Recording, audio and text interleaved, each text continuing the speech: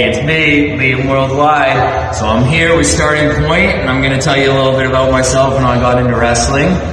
So my first memory ever, my dad was obsessed with WWF and WCW back in, I was born in 91, so my very first memory is 93, 94, obsessed with Jake the St. Roberts and Doink the Clown. Those were my boys.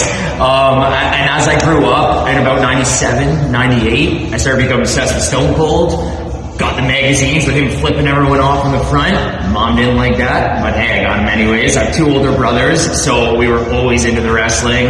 I always got to stay up, but I always have to go to bed before the end of the pay-per-view, so I hated that.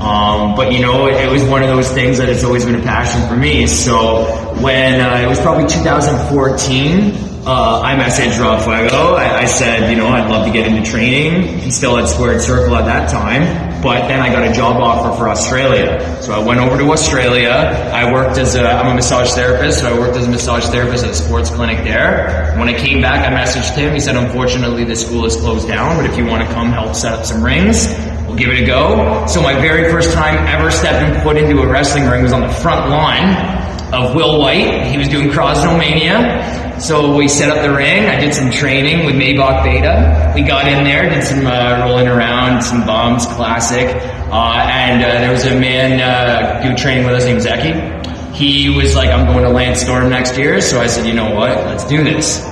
We signed up, I think the end of 2015, but we weren't eligible until September 2016. So we packed up everything. We moved out there for 3 months, trained with Lance Storm every day, 5 days a week. When I came home, I basically got right into my first singles match, my hometown of Oshawa. It was me and Ryan Donovan, and Vaughn Virgo was there. He kind of guided us through, helped us put together a quick 6-7 minute match.